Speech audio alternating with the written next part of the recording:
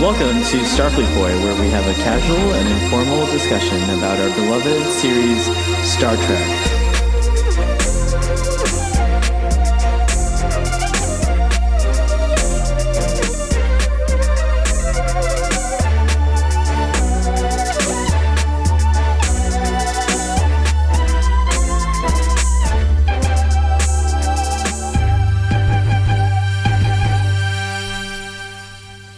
Version, and that's really great. You remind me of Muppet Baby Yoda. God damn it, Bob.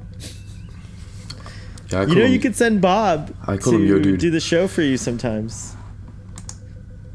You could. That'd be fun if you did the show. Yeah, if Bob did the whole show. You just tell him to shut up. You don't want him. God damn it, Bob. God damn it, he's a pain. So, do I look... what is the word that you enlightened me to? I don't know. Flash. I look Flash. Flash. I look Picard Flash. Dapper. It's a good look. I answered the door dressed like this, and it was a person from a marketing for like security cameras and stuff like that, and they were just like, "Why are you dressed like that? What is all that Picard stuff?" And I had to pitch Star Trek. I did a good job. Say, there's a convention in my house. It was very well. Last night we did an episode of Drunk Space Nine, so he was probably because today is Hangover: The Next Generation. That's what this show is. Oh, okay, I see. I see.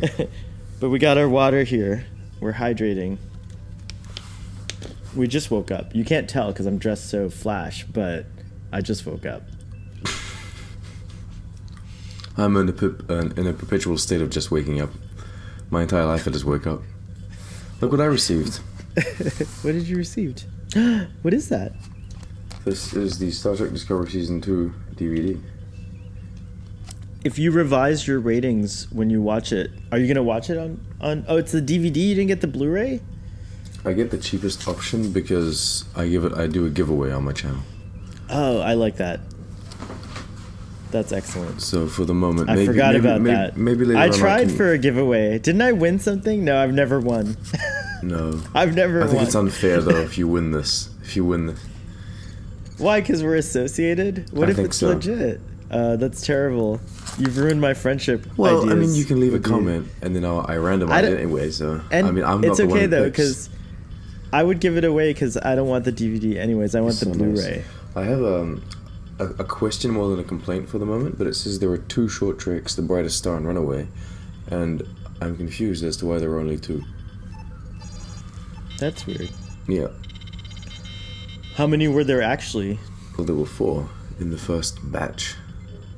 That's right. But the bundles. The first bundle included 4, but I don't understand why. Did we do the clap? We haven't done the clap. We're not official. We've done nothing. Is this the show? We've done nothing. Okay, here we go. Oh, and I have to close the door. My gatto cat is here. Oh gosh, this is so badly prepared here. El Gato is in the middle. You can tell I just got out of bed. Actually, I just got out of bed the second time. I got up really early and tended to my space pod, my shuttle pod. It needed a deuterium. Is that what oil change would be? A deuterium recalibration. It needs to be cleaned under that laser that kills living things. I see. So I did that, and then I came home and I went back to bed. Oh, look, you've changed the lighting. Is that better? Okay, so we're going to get official in just a second. So 1, 2, 3, clap. 1, 2, 3, clap. 1, 2, 3, clap. And we're back on another exciting episode of Starfleet Boy, where we have a casual and informal conversation about Star Trek. Discussion about Star Trek. Today's discussion is about... Which bundle are we in, Sean? Bundle 3? No, bundle 2. Bundle 2 of Short Treks, episode 4. What? No, it's episode 3 of bundle 2, but it's episode... it feels like we've had more. 7 all around. It does. It's because the other two didn't. You know, they weren't very good, so they felt longer than what they actually were. And what was the title of this short tracks? Ask Not. Which is a reference to? I don't know. Is it a reference to something? Yes. Ask Not evokes in many people President Kennedy's speech in which he says, "Ask not what is this a thing? What your country can do for you, but what you can do for your country." No, was a this very is famous. This is your mind referencing things. Like history. I'm referencing history. Really? This is the head. This is the real fact. history. I've written and filmed my video, but this was not included. Do I need to go back and include the Kennedy reference? Well, go watch the history about it, and then if you feel like it's important, you should want me to probably watch all of the history? Yes. Kennedy ask not. Yes, it's ask very not famous. Speech. It's a thing. It is. Yes. Ask not yes. what country can do for you, but what you can do for your country. What your country can do for you. It was a fundamental shift in the way people looked at governance, and it's a very good speech if I remember. In history class, it was a big deal. Look who's here, Arthur Space Cat. It's official. He's making an official cameo. A cameo. It's a cameo. Here we go. Let me support you better, my friend.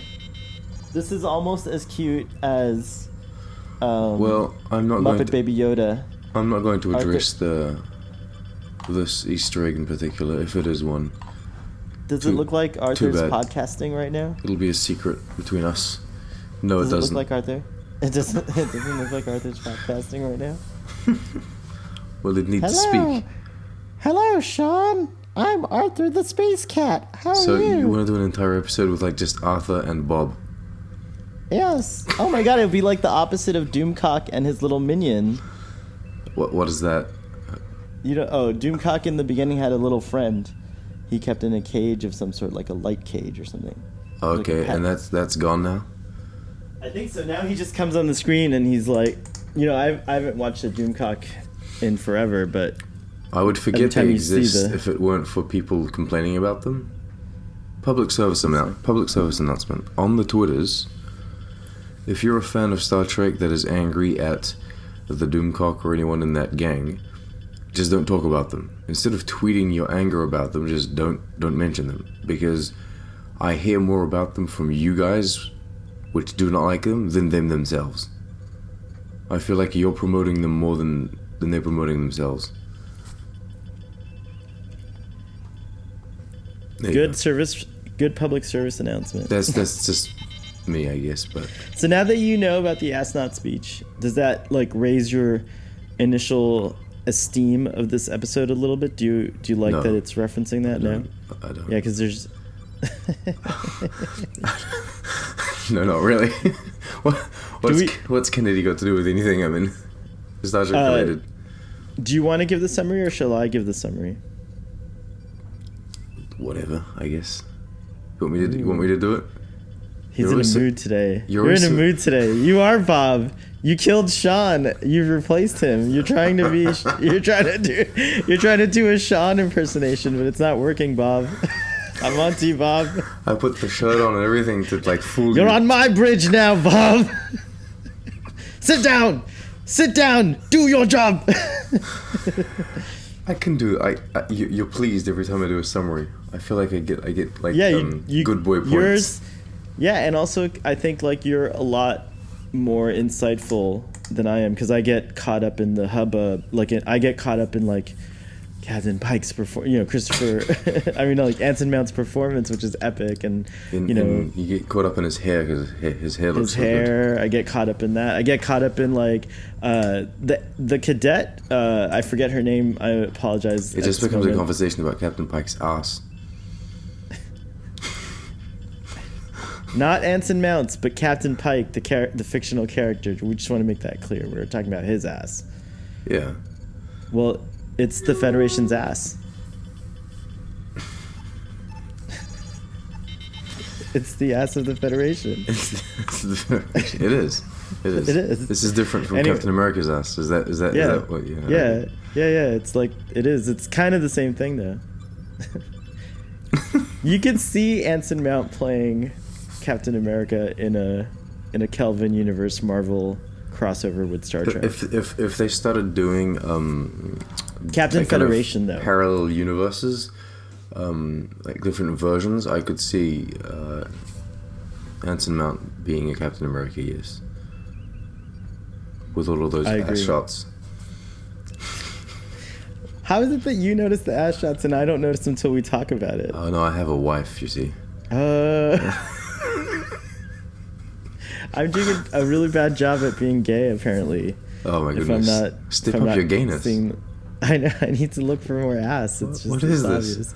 This? You got ass. Okay. You got ass in the face, but you're not talking about it. I turned on the age restriction thing on my whole channel, but we still can't go over PG-13. Okay, so we're like Disney Plus. Just as a personal PG-13 guideline, we got to stick to our PG. Disney Plus is going to have Hulu for the R-rated, and we we have Drunk Space Nine. That's exactly the parallel is exact number one. Now you're doing a good job. Exactly now. It. Now you're finally back. I can do the summary if you want. Okay, I'm ready. Ensign Sadu, no, Cadet Sadu.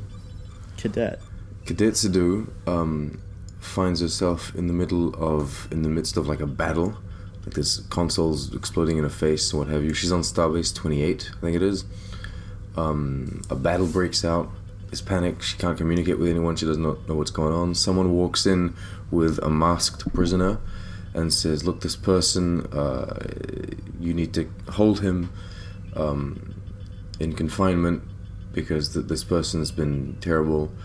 And then they leave, and she has no other information. And it turns out the prisoner is actually Captain Pike. And then begins a kind of back and forth where he wants to continue giving orders, even though he's a captain, even though he's technically no longer fit to command. He's been relieved of duty. And she's all like, "But you're a prisoner, you're a captive, I don't know if I should help you or not." It gets very intense. We get to a point where like maybe she'll shoot him. And then so he all of a sudden says, "Stop, leave it be. It was all a test. We were just testing you to see how you would react in such intense situations." And this was it's not called a Kobayashi Maru, but it's like a Kobayashi Maru. It's a Kobayashi Maru style. I think a lot of people did reference that like test in particular. Starfleet has a way of doing these things. They're not very well. They did it to Wesley for his academy exam. Remember, they do these kind of psychological tests with these stunts. Yeah, they're stunts. I mean, this one was pretty elaborate because they got consoles blowing up in everyone's face and whatever. Like they could have killed her. Right. No, I suppose. Well, anyway, let me restrain the blast on the console, I suppose. Anyway, so there you go. She's all like, "Did I pass the test?" And he's very elusive. He kind of leaves. You've passed the test. Who would you like to hear that from more? Captain Kirk, Captain Picard, Captain Janeway, Captain Sisko, Captain Pike, or Captain Sulu? I guess those are the pillars. Well, there's Captain Archer. Oh, and there's Archer. Oh my gosh. Dude created like the Federation. But Sorry, Captain Archer. Who would you like to hear those words from? You passed the test, number one. Or no, Cadet. You passed the test. My personal captain is Janeway, but I feel I love it. I feel like that you've passed the test, Sean. She just smokes. Get a cup of coffee and meet me on the bridge. She's not. Tonight we're watching Citizen Kane. She's not an old Hollywood agent. Hold on. Chakotay. She sounds Trek on the tube. Meet me in my quarters. We're going to have an intimate tea. First of all, she's not an old Hollywood agent working for some actor. Second, I was going to say, even though she is my captain, I think those words would have more weight if they were said by Picard himself. Like if Picard himself says that you've passed the test, you have definitely passed the test, whatever it was. Well, we can only ask Sir Patrick Stewart to interpolate, have we passed the test? Have we passed the test? That'd be awesome. No, get off my bridge. That's what he would say. Have I passed the test? He just answers, no. get off my bridge. Get off my Comic-Con. He wouldn't even yell it. He's like, you're not worth my vocal cords. Oh my god. I'm just get off my bridge, Starfleet boy. Doesn't even talk to you, now. Mr. Worf. No, escort him out. He's like, who's your first officer? Sean. Get him off my bridge. You're my new number one. We have not talked about this episode. We've had a little bit of gas, which I appreciate. It's always good to have a laugh in the afternoon. There's a speck of summary left to do, actually. Oh, yes, you're right. Technically, she passes the test, but Captain Pike is very elusive. She doesn't tell her what's going on. He says, meet me in the transporter room. She meets him there, and it's because she's beaming onto the USS Enterprise. She's been accepted into like the cadet training program, whatever it is, and she's allowed to work on the Enterprise. In engineering, which is her dream. The engineering section with eventually Scotty, I guess. No, she'll probably be off the Enterprise by the time Kirk picks up. Who is the engineer? They named him in a previous episode. I forgot. Or her. I think the engineer might be...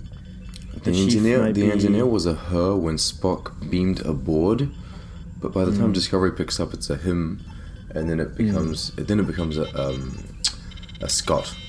So that's the a bit Pike different. era is so vast in terms of time scale. If you think about it, it's probably like 10 years, right? We don't have like a complete timeline on that. When does the cage from when the cage takes place? It's just a 5-year mission, though, isn't it? Pike just did a 5-year mission, though. Yeah, but you can get recommit. It's always 5 years. You go 5 years out, you probably stay home a year. It's like just for sanity, like unless do you know what I mean? Like yeah, I thought it was like April for 5, Pike for 5, Kirk for 5. This is total. I have no basis from Star Trek to give this information. But I'm just saying, if logistically, based on how the military is operating now, I think I bet you they have a year break, or at least half a year, maybe 3 months. They bounce back quicker in the future, so it's a 3-month shore leave. Well, they can go to any of the inner worlds. The Federation is like they don't like the core worlds. The captains don't do that. All of the captains refuse. They don't like to put them on break. Put them 3 months on break. They're not like, nah. No one else is going to captain my ship. Someone's going to make another groove in their captain's chair. Nah.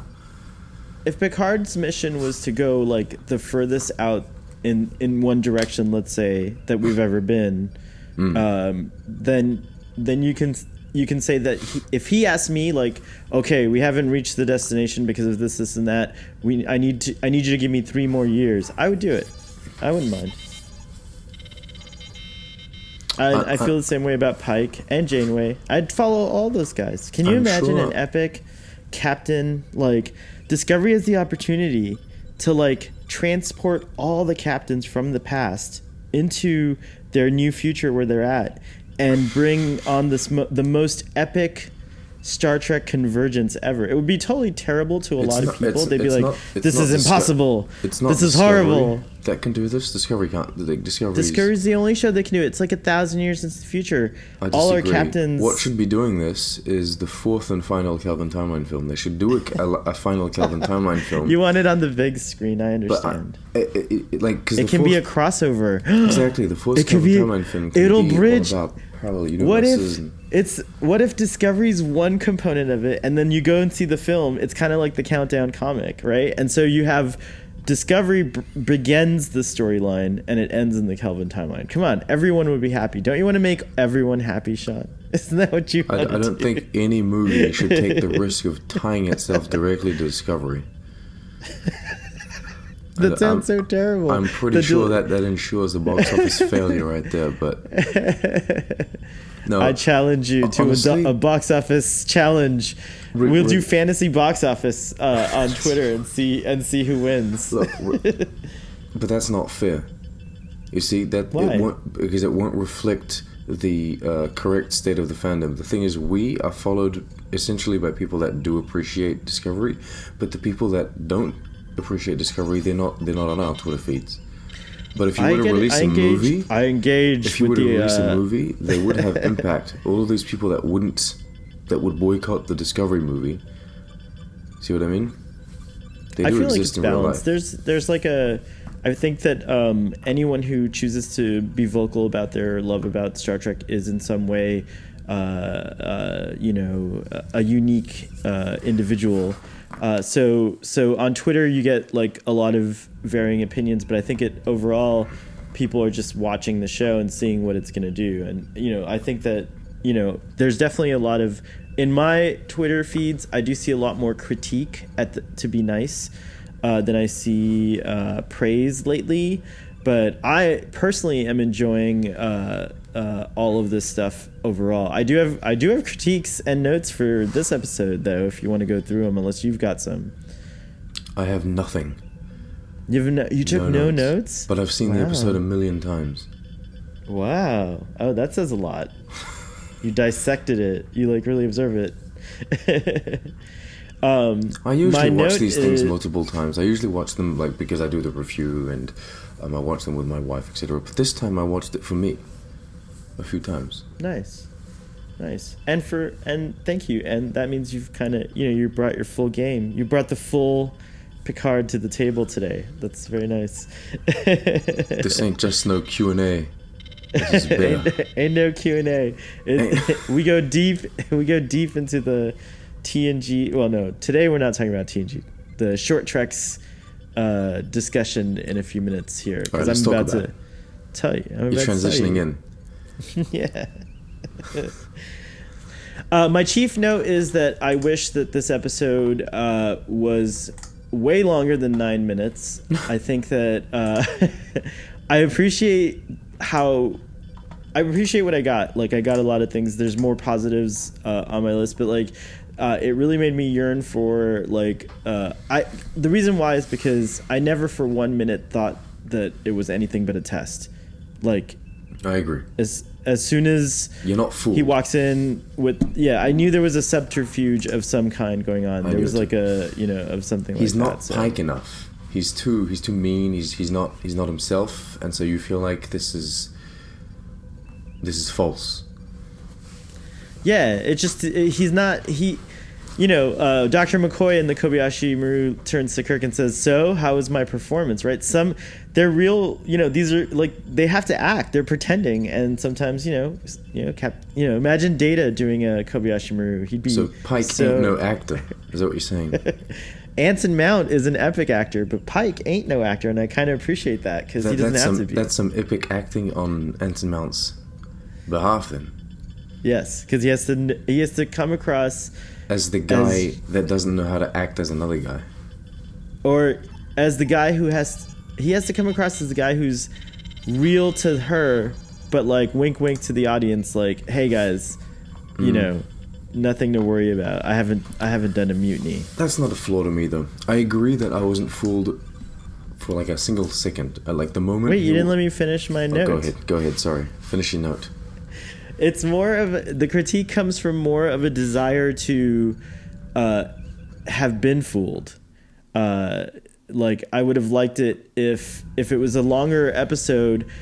You know, it always happens. We've done this on TNG where we've been like, oh, I forgot how like great the device, you know, if you will, that they use, and so because we know what to expect with Pike, it would have been great to, at some point, if it was longer, if it was like a 40-minute episode, you could have really built the intensity and like the confusion and like, you know, really mapped it out. And who knows, like maybe it goes wrong, and you know, on a longer format it goes wrong somehow, and she like actually injures Captain Pike, and then he has to try to convince her that it's fake, but they can't connect to the communications for whatever reason, because a real attack actually, you know, occurred in the middle of this, you know, like Kobayashi Maru, and then you can have a whole other layer. I mean, you could get crazy with this episode, and that's what I kind of wanted.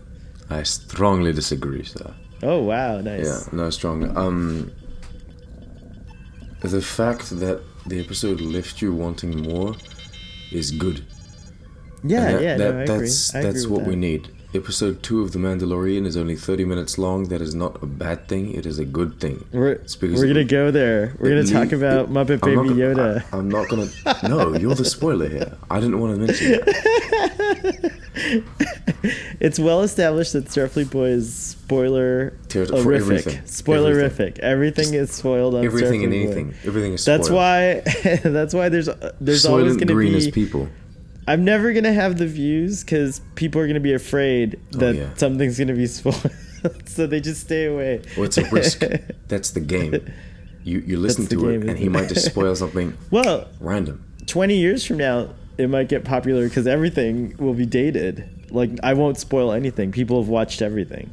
I spoiled President Kennedy's speech for you. You didn't know about it. I just spoiled your life. You spoiled real life.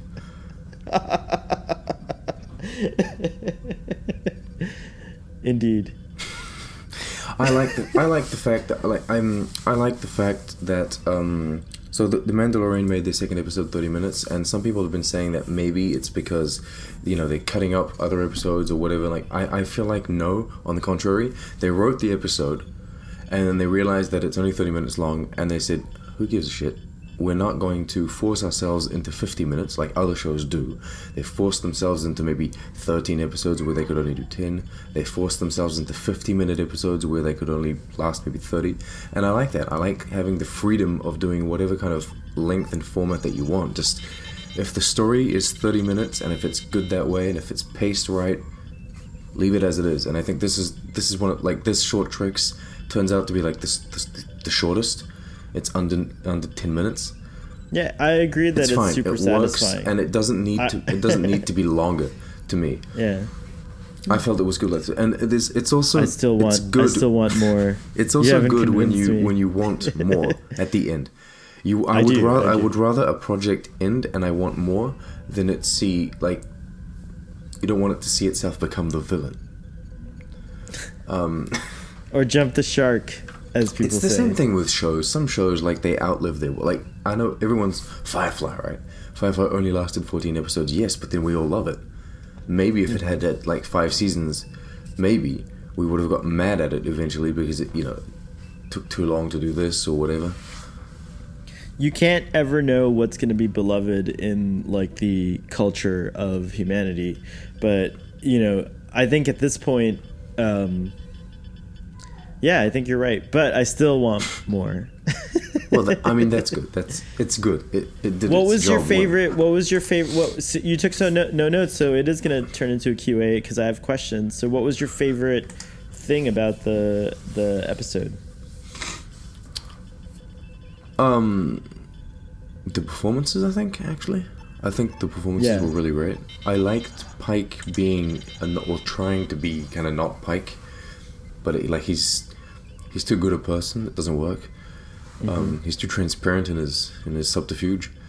And I think that, I don't know what she's called, but the actor playing Cadet Sadu did a really good job. Like, you can see the panic and the confusion, and then all of a sudden, oh my god! But it's actual Captain Pike, and it's not like a.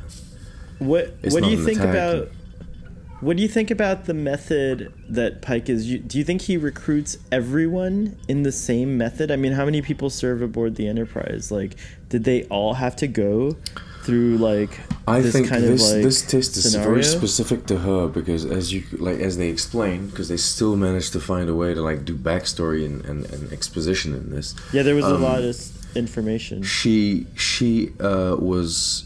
Victim of a Tholian attack on whatever planet it was, I forget at the moment, but she was victim of an attack by the Tholians, and at the same time that she's trying to get on the USS Enterprise, her husband is off gallivanting on the USS Bowman here. So right. I think this design was specific, this test was designed for her specifically, in the way that how is she going to react in regards to the fact that it's Tholians, in regards to the fact that we're talking about the captain of the Enterprise, that she wants to be in the Enterprise, that her husband might be in danger. I like the idea that they craft this kind of thing for her, and maybe it kind of freaks me out. Like, I don't want to be recruited. I don't ever want to be recruited in this way, because my whole thing is trust me to do the right thing in the actual situation. Don't mess with my mojo with these I agree, fake. You know what I mean? I think it's because I think this only happens to people that maybe because you do have a psych evaluation when you're going through Starfleet Academy. Yes. Right? And I think this happens to people that, like, this kind of test only would happen to people that they maybe have a little doubt on. So maybe this thing from her past, like the Stolian attack from her past, affected her grade or affected her results in some way. And so they were like, just in case, we're going to do a test before she comes on board just to see. Like, if you have no precedent or no history, maybe they'll be like, he's fine, whatever. So my big question is, Pike doesn't answer in the episode, but was the phaser like a working phaser? Would it have actually at the very least stunned Pike if she thought it was? No, you don't think so? No. So if she had fired, would he have like totally like punched her in the face with the buckles and knocked her out, and then called in like the security? He would have done one of these. He would have like taken the cuffs off, like swang him twice, and like tossed him at her head. Oh, like, that's is that so what cool. would have happened? He would have swang them. He would have swang the cuffs. You didn't think about that? Anson Mount, swang my cuffs. So you think it was not it was the equivalent of not being a loaded gun? I think so. I think it was like an inactive, phaser. I think. I tend to agree, but I get the joke that they tried to do. That particular joke didn't work for me because that was like the note of humor that they had at the end. That didn't particularly work for me. Was it a loaded gun? It's like, it's engineering? A very classic thing. I'm so mad about engineering. Was it though? Was that engineering? Or do you think it's another room? Do you think it's like a different part? Because engineering is not just the warp core. But it has the vertical warp core in it, I think. From what I It has like tubes or pipes or something. I mean, it looks cool. All right, here we go. I'm going to read to you in, like, this is a Starfleet Boy exclusive.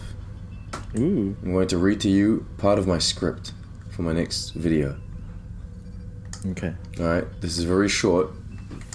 Overall, it's all very positive, my review, but there's this. I say, and this. This is not engineering, not at all. CBS, stop with the foolishness. You're giving people reasons to say this is all happening in the Kelvin timeline because it looks so similar to the brewery in Star Trek 09, and you're giving people reasons to get angry at you for disrespecting and dismissing classic, iconic elements from the beautiful franchise we all love. And why hurt yourselves like this? This shot didn't even need to be in the episode. That's my opinion. It's an unnecessary shot. I agree with you, but I don't think like CBS should be who you're appealing to. They need to hear just your opinion, because they're all watching your show. Every one of them. No, like Alex Kurtzman watches your show. Oh yeah, of course. He's like, okay, I need to learn about Romulans. I don't know enough about them. Oh look, let me do a search on YouTube, and you come up in the searches. You're there. Oh yeah, of course. Aren't you? Don't you do your SEO? Are we not on the SEO? I think that Kurtzman thinks, I don't know enough about Romulans, doesn't matter. I'll just write my own information about them. He's allowed, he's the creator. He is. I mean, he is the creator. Well, he's in charge of the creation of, based on Star Trek by Gene Roddenberry. Because there is no more Star Trek by Gene Roddenberry.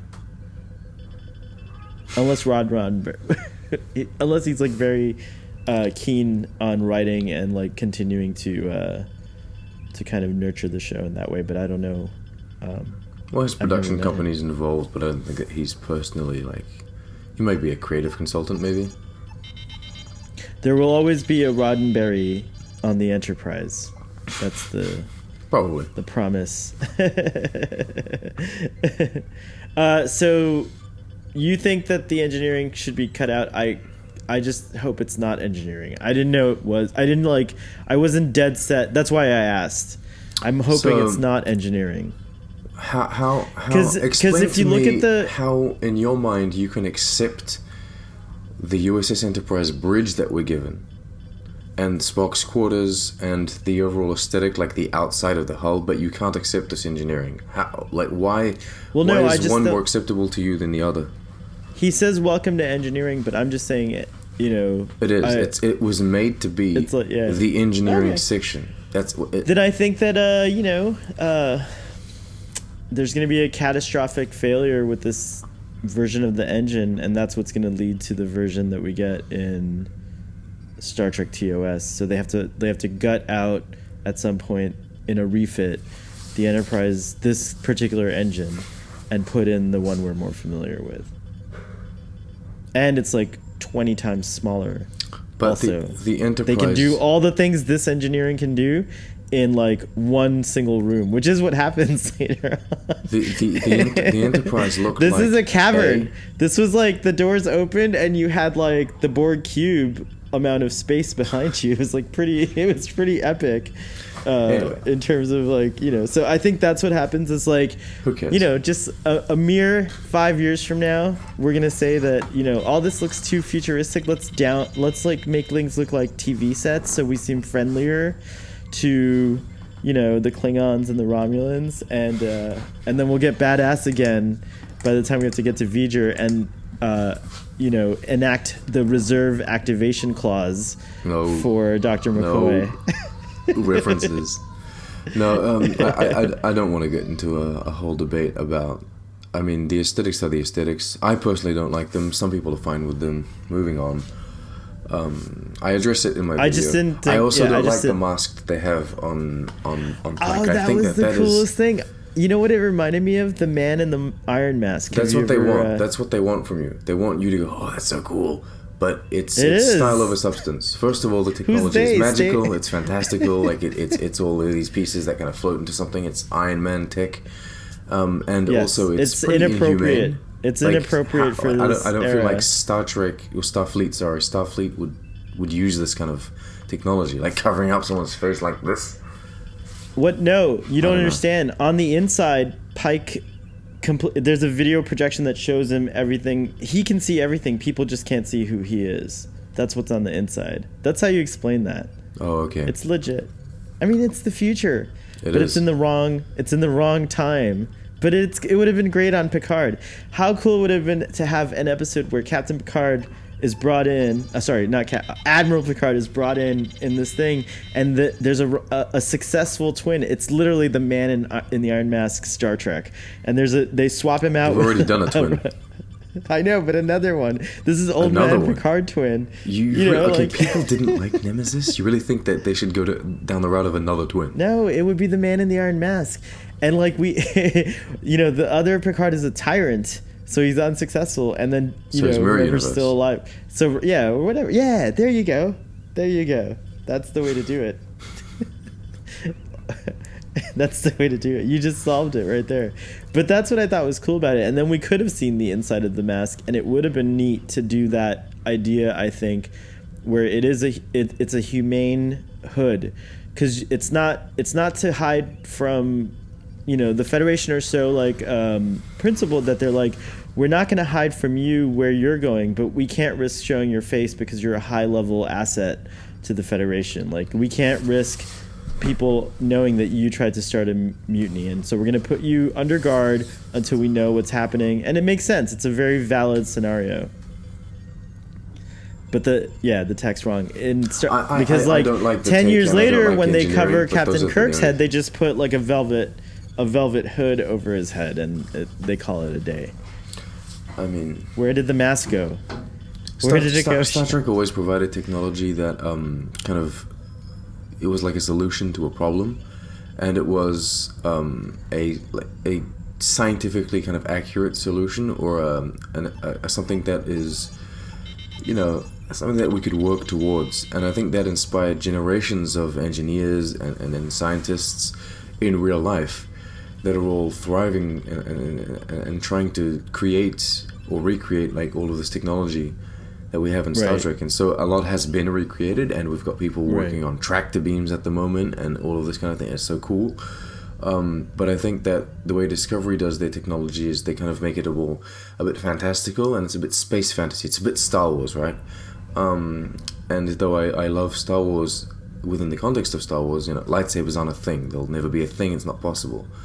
But that's not true that they'll never be a thing. They just won't be the thing that they are in Star Wars. Well, yeah, it can't be that way. Yeah. Whereas the technology in Star Trek, we like in Solo, that blade with the laser seems more realistic as something the that blade could be... with the laser and Solo. Yeah, the Dryden Voss has those like knives, and they have like a little laser edge.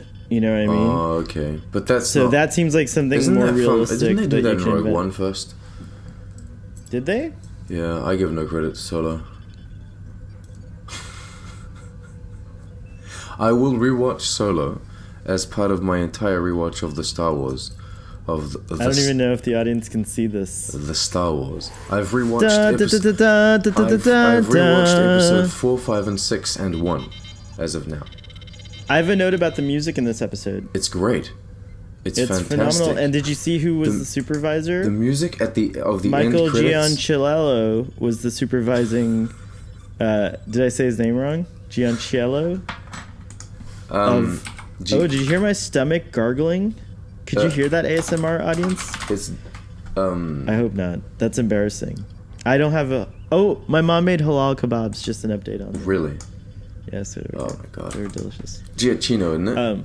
Giancino, and it's Michael Giancino. Michael Giacchino. He's great. Fantastic. And Jeff Russo obviously is fantastic. I feel like we have very strong. Jeff Russo does an amazing job on Fargo. The music that he picked. Okay. You know what? I'll tell you what. There are two shows that I watch Better Call Saul and Fargo. Every time there's a music that comes on one of those shows, I Shazam it. I then put it on my playlist on YouTube, and I have a playlist which honestly should be called Better Call Fargo or something, but it's just music from Fargo and Better Call Saul because I find them all fantastic. They dig out these obscure tracks from just anywhere across the world. They're just amazing. These people know their music. Wow. Anyway, the music in this episode and this short tracks was fantastic, and on the end credits, I really loved it. Yeah. We got a preview, since you mentioned the end credits, we got a preview of the next two short tracks. Ephraim and Dot, one is called, and the other one is... The girl who, what was it? The phrase from the Cassini monologue? Wait, I can go. The girl who go and find created the world or something, or created the universe. I have a picture of the names somewhere. Where is it? What is it, sir? Anyways, it's a direct reference to the very first episode of season 2. I was wondering when that was going to tie into something. Of Star Trek it's Discovery, which Sean is going to give away on his channel. The DVD. The girl who made the stars. Yep, yes, that's it. I think it's Michael Burnham. Well, I mean, originally I thought that's what they were doing. I think her when ultimate the episode fate. came out. I think Michael's ultimate fate is that she's going to get obsessed with time traveling, and it's going to ruin her, sadly and unfortunately. She's going to become intertwined with the makings of the universe itself that she'll be lost forever in kind of like a time vortex. I believe because they used But she'll have saved the Federation. They used the sentence "in a whole new universe." More than the Federation, she'll have saved the universe. They used the words "in a whole new universe." I think that the girl who made the stars, it's not real. No one threw ash into the sky and it became the universe. That's not how it happened. How do you know? I don't know, but that could have happened. I'm assuming. That's what the Abathwa tribe believes. That's like someone's actual belief. But I know, I'm just sorry. It is. I'm out of line. I'm out of line. It is probably a beautiful tale to tell, a story to tell, and I think that this short tricks that we're going to get is going to tell that beautiful little story. But then I think it should be taken in the context of, we'll see when it comes out, but it probably will have to be taken in the context of, it's the tale of the beginning of the universe, but it's not literal. I get all that, but I still hope it's going to be Michael Burnham. Can we not have Michael Burnham be everything? I want her to be everything. All right, so now we need to do a full edit, a full CG edit. Like we have to remove all of everyone's faces from all of Star Trek and just stick Michael Burnham there. So, like have you been watching the George Lucas? Have you been watching Michael the George Burnham. Lucas deep fake videos? No. I would like someone to do a deep fake Starfleet boy. That would be an amazing thing. Like, that would be really funny. I bet Gary could do it. It's become a big thing, these deep fakes, isn't it? Well, it started out with Star Wars talking about revolutionizing technology. In Rogue One, we got a pretty crazy deep fake of Tarkin. It was pretty convincing. I know that some people have complained about it. I thought it was. I thought it was. The pretty complaints convincing. were more that it freaked people out that it was so convincing. They were like, "This feels wrong." That, you know, this long dead performer is somehow resurrected through this technology. They're going to make movie with James Dean. Yeah, no. The technology is out there. There's no, as far as I know, there's no laws against freedom of artistic expression in the United States. So if you're an artist and your jam is to do deepfakes, like, did you know that there? I really enjoyed some of the ones out there, like Tom scenes? Cruise. You know, deepfake Tom Cruise. Have you seen those ones? Yeah. There's a deepfake Robert Downey Jr. These are impressionists. I don't like these. These things. are all impressionists, and they're so good. I don't like these things at all. It just scares you. It's too frightening. It's like Control. Here's the thing. The actors that I love, they don't know me. They don't know who I am. But I feel a connection to them. I feel connected to them, and I feel compelled to watch the content that they're in, and I'm genuinely happy for the success, and I'm proud to see, you know, people like, I'm proud to see Robert Pattinson move into Batman, and I'm proud to see him play in The Lighthouse and be a fantastic performer. The Lighthouse looks very interesting. It's amazing, and I'm Why did you spill your beans? Why did you spill your beans? Are you a dullard? Why? No. Fool me.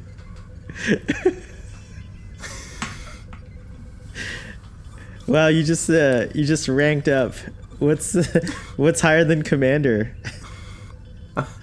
Captain, I guess, but You're captain. The two captains. That's our story. Co-cap. One stands, the other sits. I'm the standing captain. That's how it works. I'm the sitting captain. Standing captain, do you agree? Yes, sitting captain, I do agree. I can only scream things like red alert, but you're the one that moves around and does things. When I'm not doing anything at all, I just stand in front of the view screen and stare. Just wait into outer space. I just wait to be summoned to duty, or until I get tired and I have to go. Am I the one that gets past all the pads and I have to do all the pad work? Sitting captain, do you mind taking care of this paperwork for me? I haven't finished staring at the stars.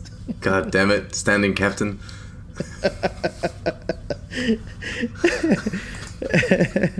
Are you able to configure your situation to stand on a future episode of Starfleet Boy? Is that a possibility? Oh, am I not canon anymore? You could stand if you want to. If you ever feel like you need to stand. The continuity is. I could stand. I guess I could stand. I could reconfigure the setup somehow. I went to my my physician, my assigned physician, and they did a workup, and they looked at I have all my past history files, which it's much easier in the time of Star Trek. Even by the time of the original series, we have more advanced medicine, but now it's kind of getting that way. All my documents are available online to me. I have them all collected personally as well. And I was told that my posture is becoming poor. I need to so that's why part of why this new configuration is, you know, I can stand and work on my posture while I talk on Starfleet Boy. So that's why we're standing. So your full attention is not given to the episode. Your full attention is given to your back. Actually, I find standing forces me to be more to be more in the discussion than normal. Like we've been tennising, you know, like there's been a little action going on here. I don't know what you're going on about, but well, we got to come up with a rating eventually. If you haven't already done it, but I have a few more. You know what? I haven't rated. I usually rate these episodes beforehand, but all right, go do your bullet points. Okay, the next bullet point I have, and I haven't gone in order, so I'm going backwards now. But, there's only 9 minutes of content, so I'm sure we'll figure out how to deal with it. Come on. It's 9 minutes. I like that Spock did that little snide comment about number one. She invented she orchestrated the whole thing, so she like made it as realistic as possible. I mean, the panel freaking blows up, like, you know, and the station, they're using something to simulate like the whole station shaking, or at least that room. Like, it's not, she didn't go into a simulator, she walked into this room, so they're rattling the whole station. Like the rest of the station physically broke panels behind the guy. Yeah, it was pretty intense. Like she had no idea what was going on. She woke up and went to work on her shift in inventory. So you know she's not in a simulated room unless they, like, without her knowing, transported her off of the station to a simulation craft. It's Starbase 28 is probably for that. Cadets don't know this, but Starbase 28 has various training rooms. Yep, that's what I assume. And then it became much cheaper to run Starbase 28 when holodecks came along, because then you could just pretend like you come into, like, it's not written holodeck, it's written whatever science station, and then you walk in, but it is a holodeck. Right. That's a great observation. That's a great observation, number one. But anyways, I like that, and I like it because it establishes a connection to Star Trek 2 in my mind, because in a way it's now safe to say that everything Spock learned about administering like these no-win scenario tests, he probably learned from number one. Learned from the best. Oh, okay, I see. Yeah, he learned from the best. So I kind of love that part of the episode, and that was a good moment. That's a good time. I like that. Yeah. Valid. Approved. Wow, Bob. I knew you'd like me by the end of the episode. I don't like you, I like your theory. I think Bob should say, "Why did you spill your beans?" Why did you spill your beans? Why? Shouldn't have spilled your beans. Yeah. All right. Shall I give my rating? Are we closed? That was my last point. That was your last bullet point? Yeah, I didn't understand. My critiques were that I wanted more. I didn't understand the configuration of engineering. And we can both agree that scene did, like, the engineering, they didn't even need to show it. They could have just had Pike and her and him telling her welcome to engineering, and then it cuts, like, and she smiles. You don't need to show it. That would have been a better choice, but I also really liked that crazy Borg cube room that they created for the episode. I just wish that I liked seeing something. I just wish we saw something that made more sense. To me, I might be a dullard, and it just doesn't make sense to me. I didn't know that word. A dullard. Yeah. A dullard. I didn't know that word. I love it. That's how I insult people now. There's a thing. I say, oh, he's a dullard. But you say it in French. Defoe. You say, you're talking to Mrs. on the tube, and you're like, oh, je vois vous. No, it doesn't exist in French. Dullard. It only works in English. Dullard. How do you say that person is the equivalent to a dullard? I don't know, French? Because it's someone being dull, essentially. So a bit stupid, a bit slow, isn't it? How do you say that person is in French? Slow. Say it slow for me. Cette personne est. Cette personne est dullard. Yeah, that's how you'd say it. Yeah. So that's what you say to Mrs. on the tube, because you guys speak French to each other. Yeah, most of the time, yeah. Depends. Yeah. When I get mad, I speak English. How many languages do you know? Well, 2. You don't know Spanish? I don't know the Spanish yet. I'm currently in the process of learning the Spanish. What can you show off, like, what you've learned so far, like something cool? Can you do you've been listening to Starfleet Boy in Spanish? Sí. Okay. Do it. You want me to say that? I've been listening to Starfleet Boy in Spanish? Yes. I don't know how to say that. I don't know how to say here. So, I think I don't have, like, the greatest Spanish skills, but I have a little more than you. I think it would be like, gracias por su atención. Está mirando un episodio de Starfleet Boy en español. Oh my goodness. You know what? Give me a couple months and we'll be recording these in Spanish. In Espanol. I know you do a French. I'm so jealous that I don't speak French because I want to be on the French Star Trek discussion. It sounds like it's fun. You always say this. I'm not on their podcast. I was on there once. I'm in good terms with the creator. But you see how memorable it was? Do you see how memorable it was for me as a fan? Like, you were overwhelmed by this. No, I'm in good terms with the guy, and we speak quite often. He's a great guy. Excellent. Is his name Jean-Luc? Rene? Oh, he probably wish it was. Louis? He probably wishes it was. What's his name? I forget his name. I'm not good with names. I used to be an Anglophile, but later in life I became a Francophile and a Germano-Franco-Anglophile. That's my deal. He recently did subtitles for my Star Trek Racist Klingons video. He did all of the work. He did all of the subtitle work, created a subtitle document there, file, and sent it over to me. And all I had to do was upload it, and now the video has French subtitles because apparently many of his French community enjoy my videos, but some of them aren't too English savvy, so he's doing subtitles. He's working. He's like a full-blown... Wow. He's doing a community service. He is. To the French community in Quebec. He's very nice.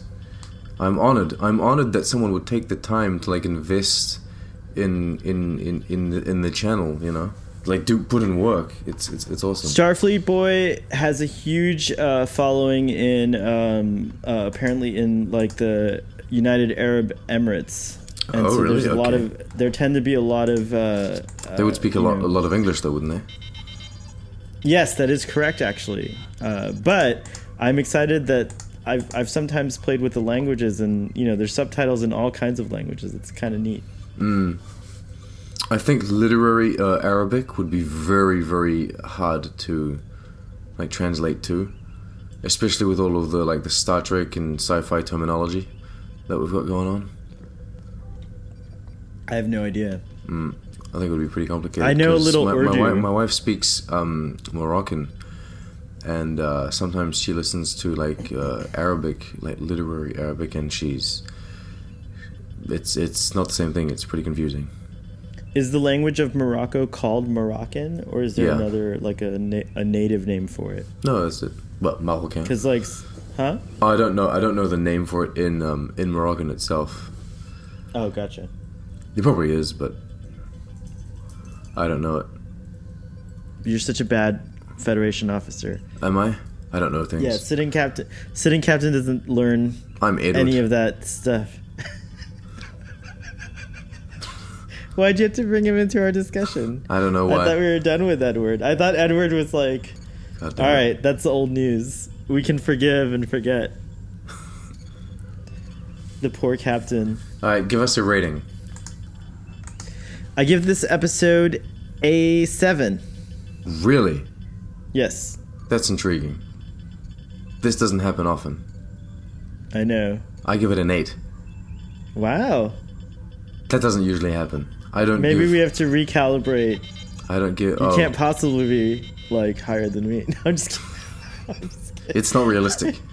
It's not realistic. Come on. This is not canon. Wow, I'm actually... This is a first, if I'm not mistaken. I don't think we've ever had this scenario occur in our discussions before. Really? Someone you have a knows. memory of it? I have a memory of us... We often give exactly the same rating, and that's kind of awesome. But this, I don't know. Yeah, maybe this is the first time. I don't know. Anyway, I give a higher rating than you. Although I do complain about engineering and the helmet and what have you. It wasn't enough. But it was more. No, it was the. I think even though I wasn't like. I wasn't like complaining about it in the same fashion, perhaps. Like my critiques with it weren't the same as yours, but I still thought it was a downer. Those were the two dodgy elements. Right. Right. And I also feel like, where's the announcement of Pike series already. I'm kind of just like, you know, they're so happen. Good. They have such great chemistry. It's never gonna happen. They're available at the moment. It's never gonna happen. It's not gonna happen. You have some inside information. I do. Did the mothership contact you? Did you get inside sources? Did you get an encoded message from Starfleet Command? Yeah, no. My inside source. So what's happened is Alex Kurtzman Alex Kurtzman has been fired. You have an inside source? I do. And so Alex Kurtzman's been fired. The studio actually physically caught fire, so all the sets have been destroyed. Sir Patrick Stewart is outspokenly mad at Star Trek Picard. This is my inside sources telling me all this. That's just, see, like, if you had a whole hour to do the subterfuge, you could have convinced me. But in 9 minutes, it's impossible. Wait, sorry, I blocked you by accident. You cut out. You're cut out. Why aren't you... I can't hear you anymore. Did your headphones die? Did my headphones die? Let me see. No, mine are alive. Wow, audience. But the cool thing is, with the new format, we can just cut this out. But can you try to fix your audio? See if you could toggle it. You were there and then you weren't. Here, I'm going to stop the recording and call you back. But don't stop the other audio. Okay. This is the real official stuff right here.